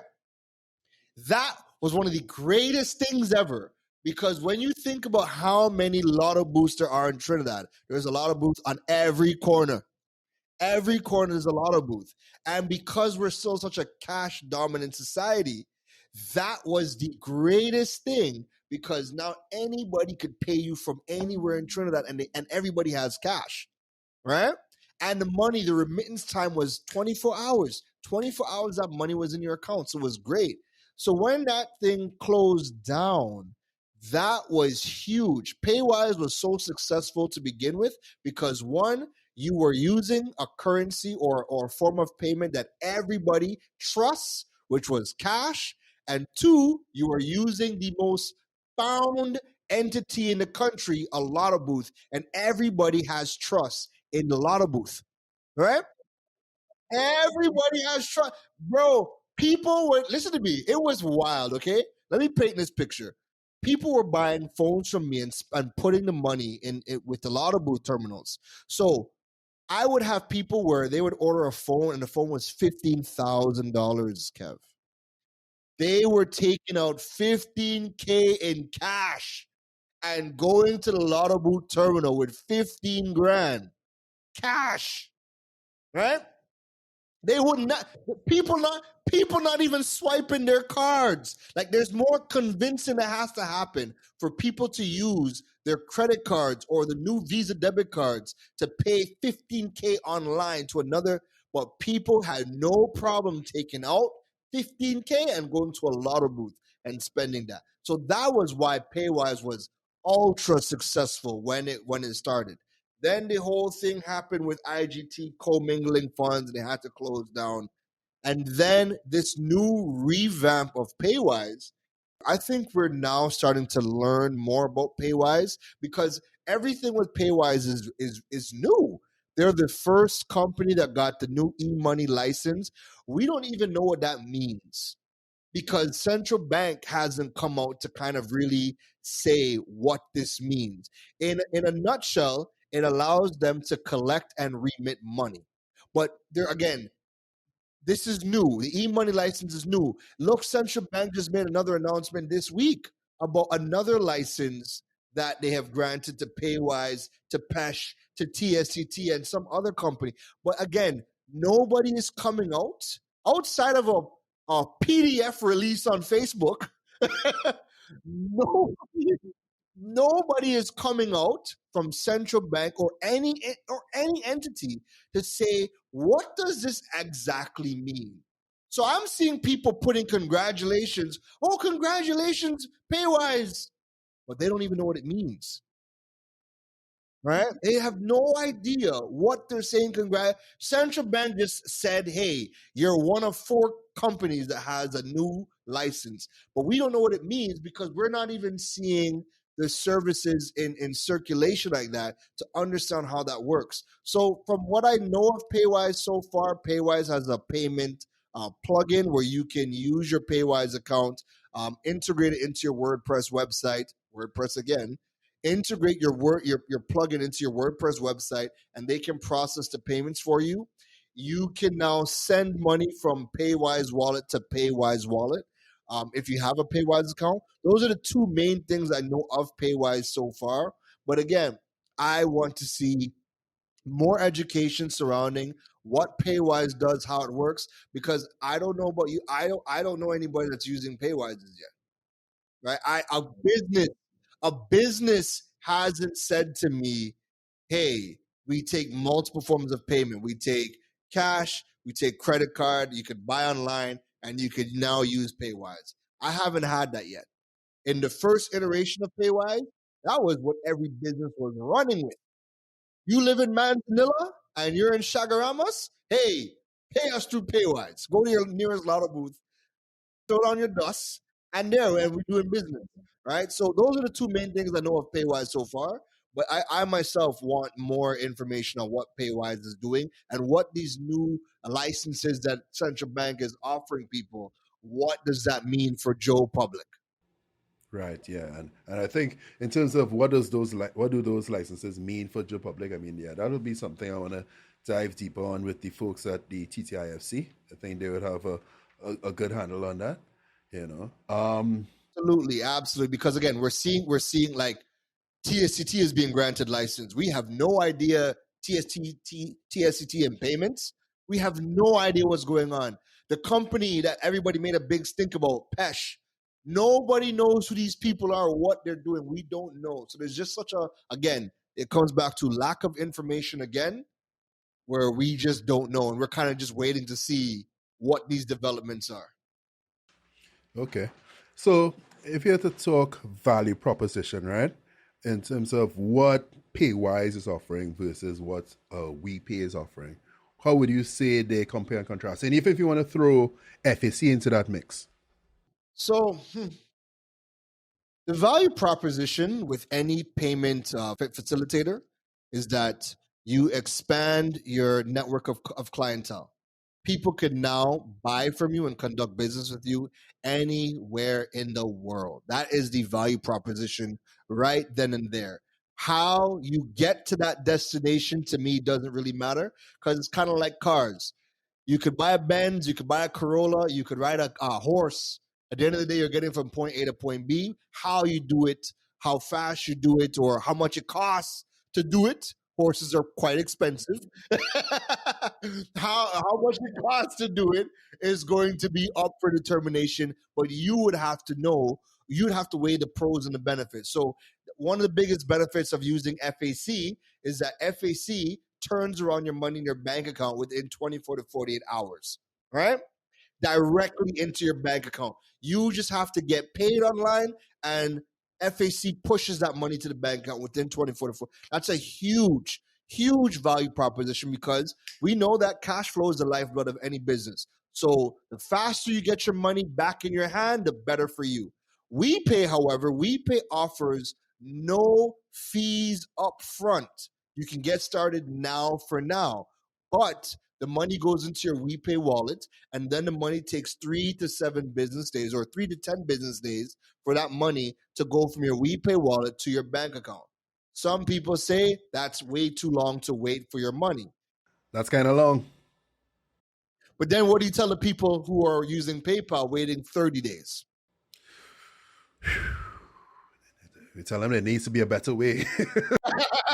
It needs to be a better way, right?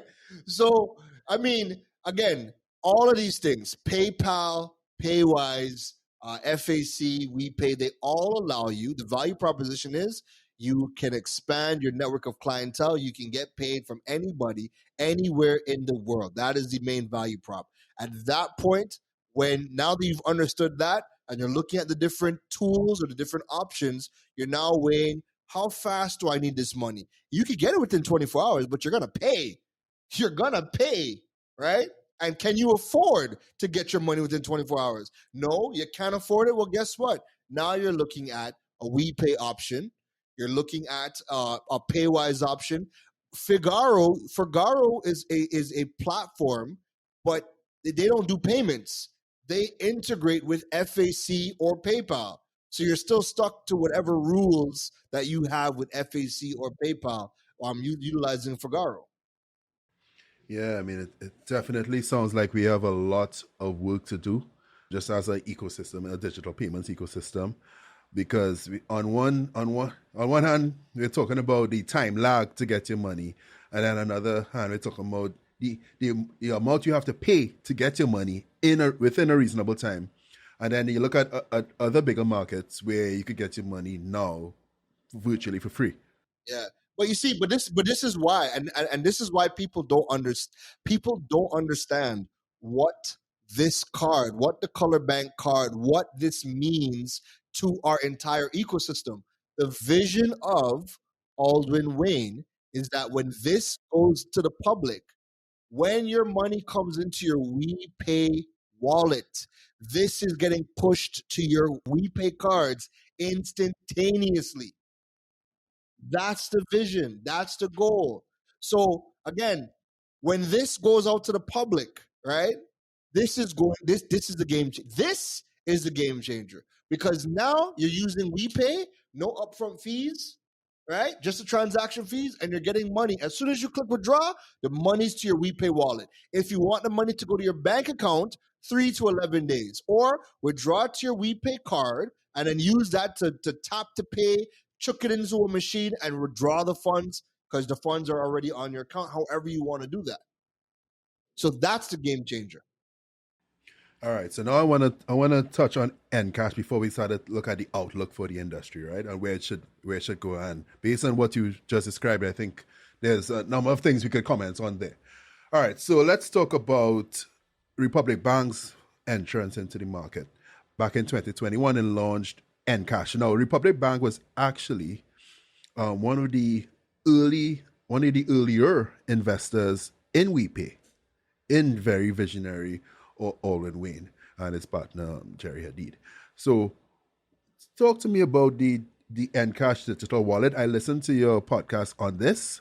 While listening, I held my head, but I mean, please, while looking at your blog on it, I held my head again.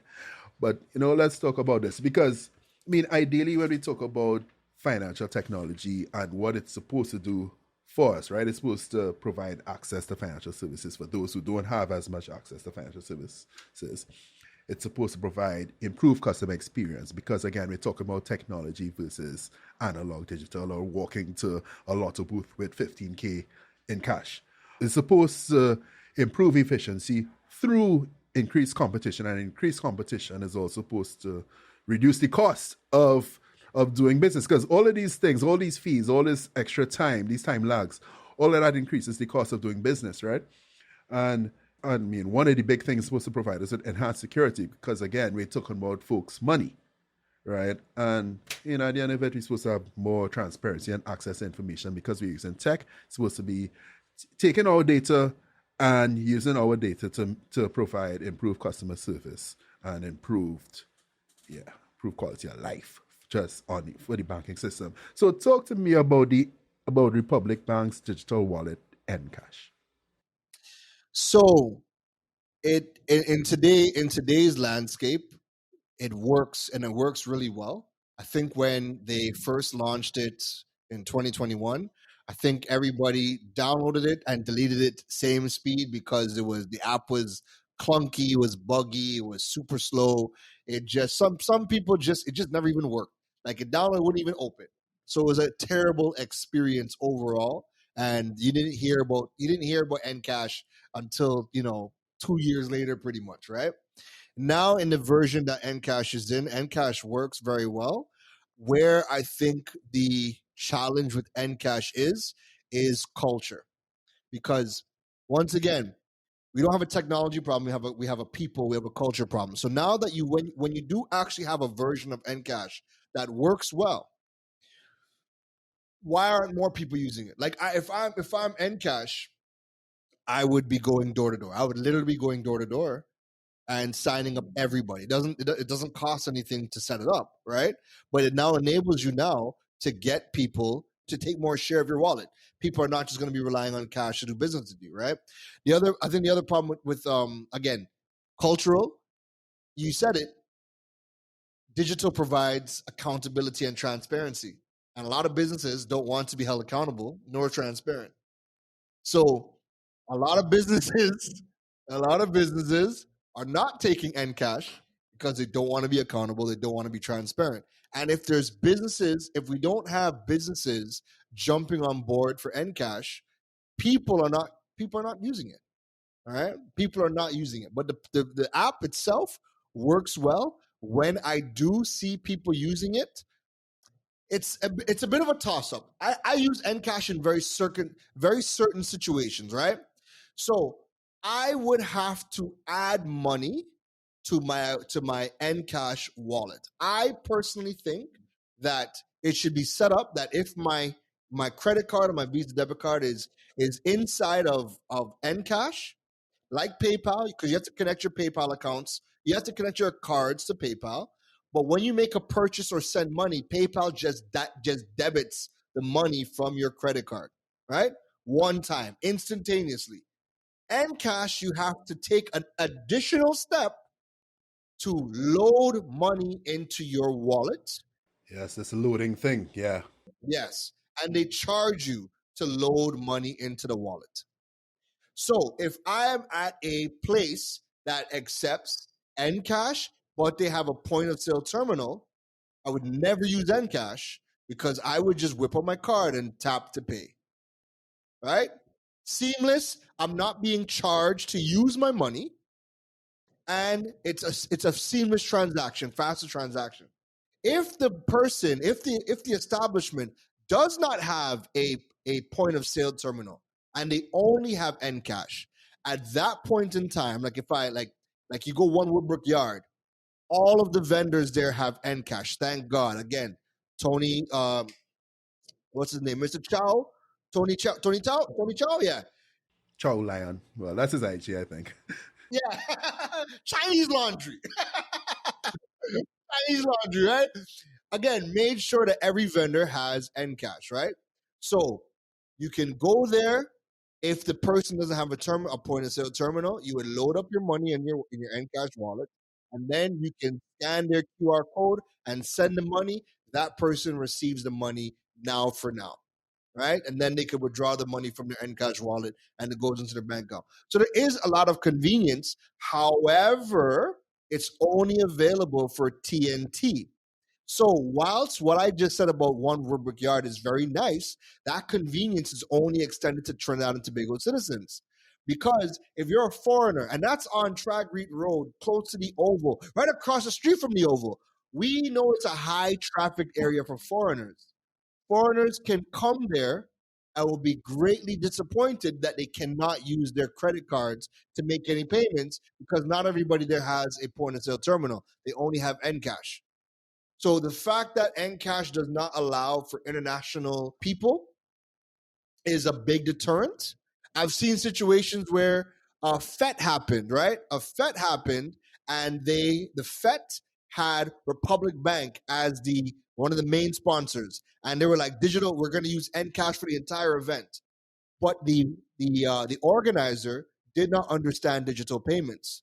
So when he signed his agreement that Encash would be the sole digital wallet for the FET, he was like, okay, great. This is good. We can now get money from any and everybody. But this was a FET during carnival time.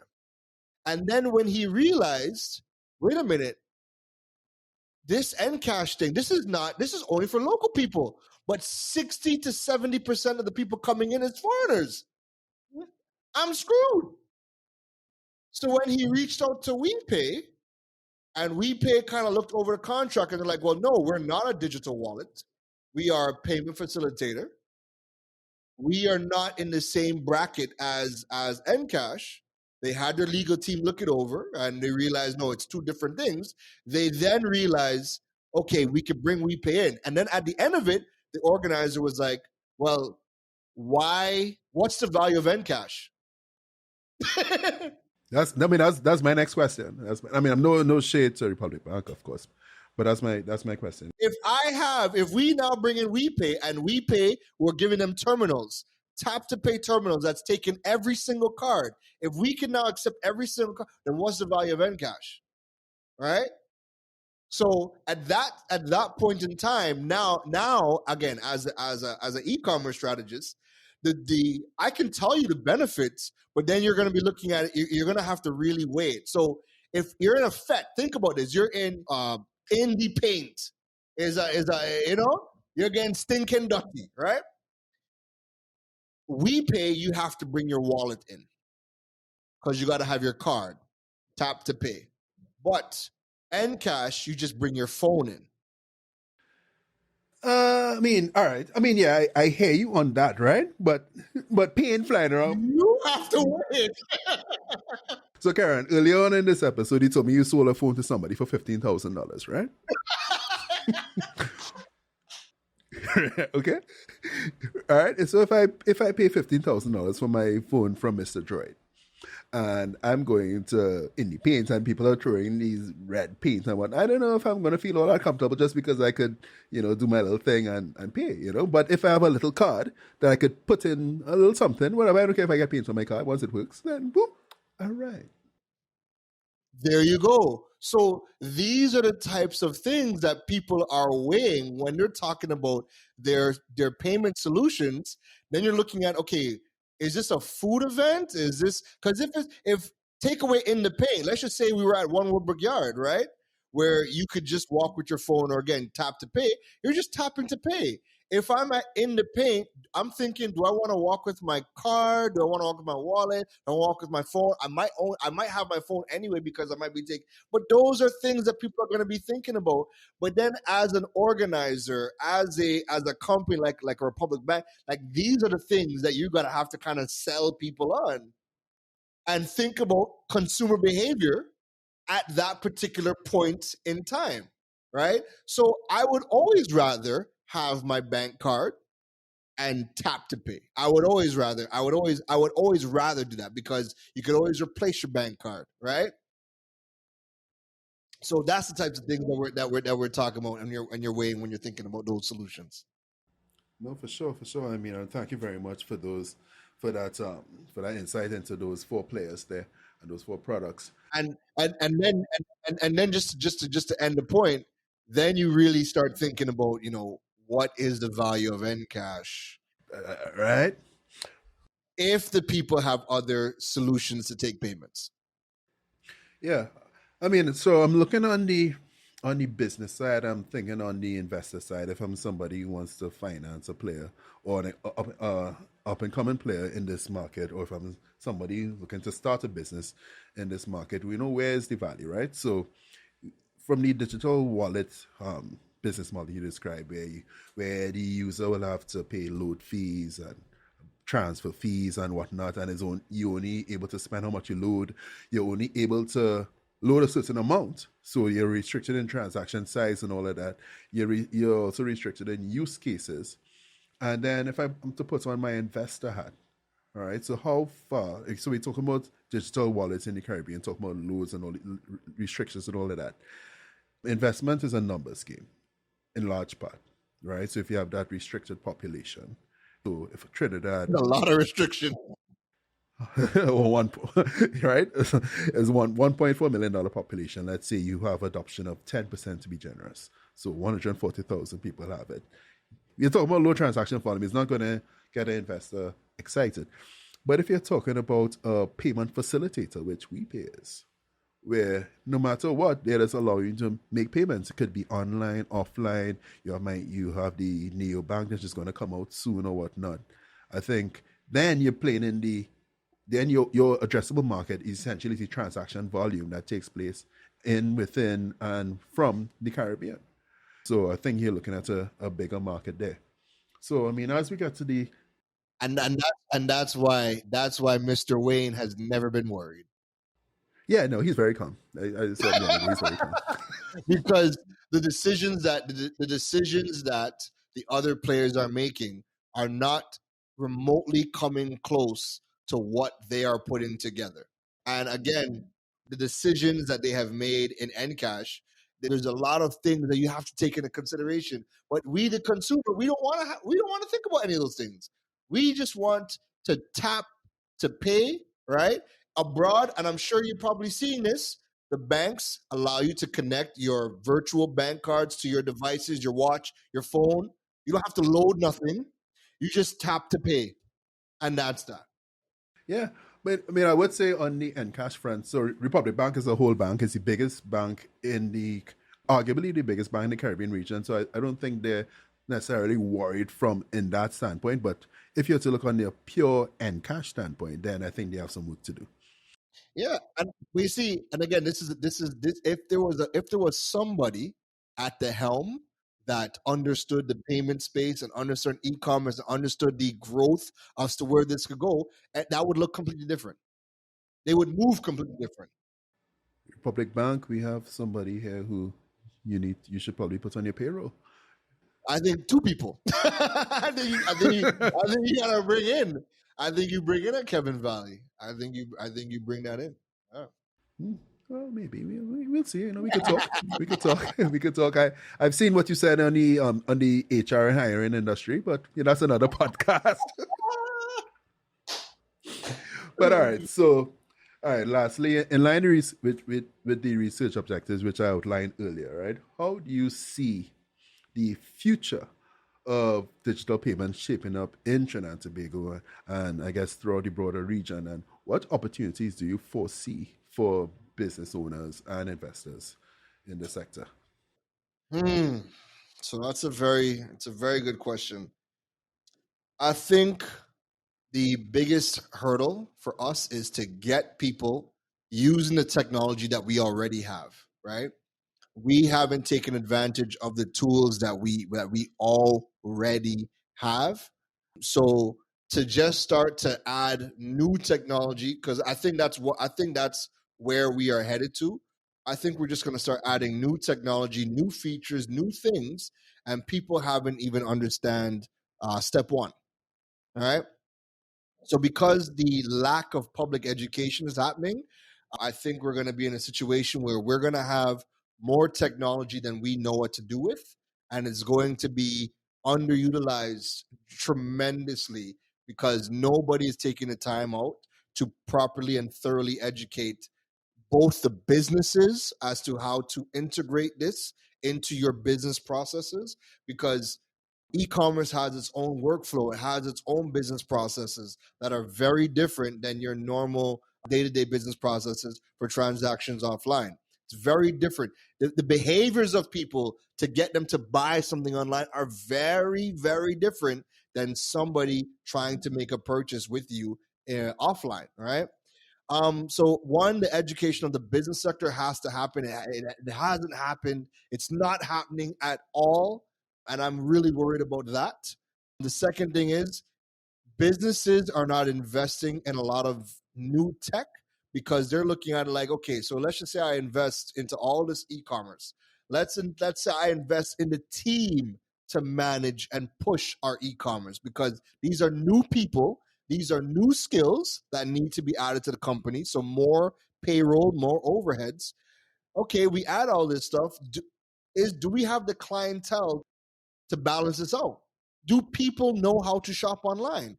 And that is another big hurdle because look, we're in September now. Up to July of this year, First Citizens Bank had a notice on their website saying, "Hey, as of July 15th, the old Lynx cards, the magstripe cards, are no longer being effective. You can only use the new chip card."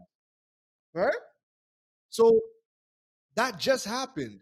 We still have the majority of the population who does not know how to use their new Visa debit cards online.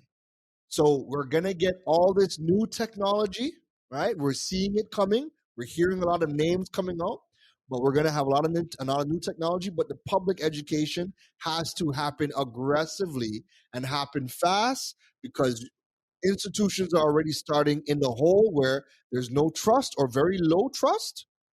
They're going to have to start educating people in order to learn how to utilize these things. And you're not going to get everybody, but if you can if you can get 15% of the population utilizing all the digital tools, then that's going to start to free up your offline stores. The banking lines are going to go down. It's going to start to free up a lot of things. But I think the opportunity gap is the businesses that do learn e-commerce, who are probably struggling or trying their best to make all their money through traditional means, or you're trying to, we know that in Trinidad right now, everybody's complaining about the cost of living. People haven't gotten raises. Salaries haven't gone up since 2013. Some people 2005, all kind of madness, right? People don't have the disposable income that they did. If you're a business and you're only relying on the money you can get from Trinidad, the opportunity for your business now is to start to open your brand up and your business up to the global market, so you can still get people locally, but now you're tapping into the international marketplace to start gaining commerce internationally. So I think that's the biggest opportunity gap that I want every business to know. You're not limited to just Trinidad. You've been in Trinidad for how long?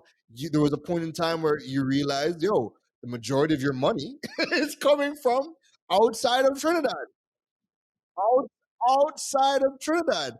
The majority of the people who sign my checks are not in Trinidad. So if we were limited, to only the money we can make in Trinidad, it'd have been salt. We would have been hurting. Yeah, that would have been rough. It would have been rough. I remember I think a year or two ago where you're like, hey, I have multiple currencies accounts, okay? I get paid in Finnish dollars. I get paid in bolivars. I take in everything. Oh man, oh man, oh man. That is the e-commerce really is the great equalizer to me. Like the internet was the great equalizer, and I think the evolution of that now is e-commerce, where now you really can get paid from any and everybody anywhere in the world at any time of the day. And Caribbean businesses have not realized that as yet. We have the technology, right? More is coming, but you need to learn how the technology works so that you can integrate into your business. And now all the new fancy features and things that are coming out, those are just going to be add-ons, but you already have your business practices in place. 100%. I think the key takeaways there is really that we need to incentivize adoption of these on these digital payment systems. We need to, and by doing in so doing, we'll need to increase education of this. So this is why what you do is so important. I mean, I'm looking at your content. I send some of your content to my research team when in preparing this research. I literally just did that while you were talking. I was like, all right. You know what? And that's always funny to hear and dope to hear, because Kevin, I have seen my content in the strangest places. I have seen my content show up in court documents. I have seen it being used in central bank documents. I have seen it being circulated in engineering industries. It's been amazing to see where all of this talk about digital marketing, e-commerce, building a digital presence, it's just everything. It's been really amazing to see where all the information shows up. It's been great. So again, if we started off talking about why I made the switch. I would have never have made this impact talking about smartphones. So to see the impact and to see where it's going and the opportunities that it's been creating for me has really been special. And let me ask you this: what is the most important thing that we did not touch on in this episode? The most important thing we did not touch on. I think we covered the main things, right? To me, the main things to really push e-commerce and digital payments within the space is, one, the education, because we have a lot of technology that's not being utilized already. And then I think, and this is where I think this is a conversation with the Aldwins, the Chris Burns. We don't know what the limitations are of these central banks. We don't know what's keeping back a lot of the progress, right? So me, I will speak on what is available, and I will teach on what we can use. And if there's workarounds because we're getting blocked for certain things, I try to find those things out. But I think the biggest thing that we did not cover, but the conversation wouldn't be for me, would be what is the keep back with a lot of the technology that, because again, we spoke about the color card. Why don't we, what is holding back the color card? Why do I have a physical card but the rest of the Caribbean doesn't? What is holding us back? And I think that conversation needs to be geared towards the tech guys, who's running the companies, what is holding you back, and also legally, like if there's a lawyer that is specializing in the financial industry into fintech, you know I would love to hear the conversation about legally what is happening, what is holding us back, because it just feels like there's red tape upon red tape upon red tape, but we're not getting the answers as to why the red tape is there, or what are you doing to start to change things. We hear, like the other day, Minister of Finance of Trinidad and Tobago. Minister of Finance jumps in Parliament and was asked a question about when are we going to get digital checks, and the checks is what they were referring to is, and I'm sure you've probably seen it. The checks is how with the banking apps abroad, you can go into the app. If you get a check, a physical check, you take a picture of the check, and that deposits the money. All right. And Mr. Imbert's like, we're not ready. Full stop. We're not ready. We have no plans. We have no plans of putting that into Trinidad. We are not ready. We don't have the framework or the legal stuff. We're not ready. So we're not doing it. But sir, it's your job to get us ready. And because that's the mindset of the people in the real powers of decision making, again, we're held back. You're limited into what can be done. So for our conversation as to what is available, how does things work, I think we covered it. The next iteration of this conversation needs to be what is holding us back. There's a lot of basic things like the digital imaging of checks. Why isn't this a matter of utmost importance? You know how much people are lining up every day to go and deposit a check? Whether it be at the ATM or in the fast deposit, that's still traffic that's still traffic on the roads. We don't take into consideration that because we are not a digital society, this adds so much volume to traffic being on the road. This adds physical foot traffic into your banks, into your stores. That it doesn't need to happen, right? So we want to talk about traffic management. We need to We need to start talking about digitization of so many of these services that would then take people off the roads, right? So the legal conversation of fintech, I think, is a major conversation because we need to understand what is keeping us back and why isn't the government getting us ready? Because they're paying a lot of lip service, but there's still a lot of legal stuff that has to get worked out. And then from a technology standpoint, I would love to hear about, what is next and what is holding innovation back within the Caribbean, because we don't have a Venmo. We don't have Zelle.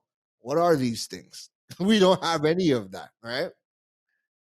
Oh God, it's life, And apparently the loading of the cards with Endcash is a legal thing. It's not even a technology thing, it's a legal The thing. main thing that's keeping us back, I mean, aside from adoption and education, is regulation, essentially. All right, that is stifling innovation. So the public education is a big thing because we're not even using what we already have. But in terms of the innovation of products, the conversation always comes back to the legality and what can be done under the rules that we currently have in place. And then, what is the government doing to change a lot of those rules to help us move forward? So that's really where I think the conversation has to go next. And again, that's conversations that I would love to hear. because what's next? I don't know what's next when the legal framework is still the same. Podcast world, there you have it. Digital payments in Trinidad and Tobago with Keron Rose. Subscribe to The Value at thevalue.show/subscribe.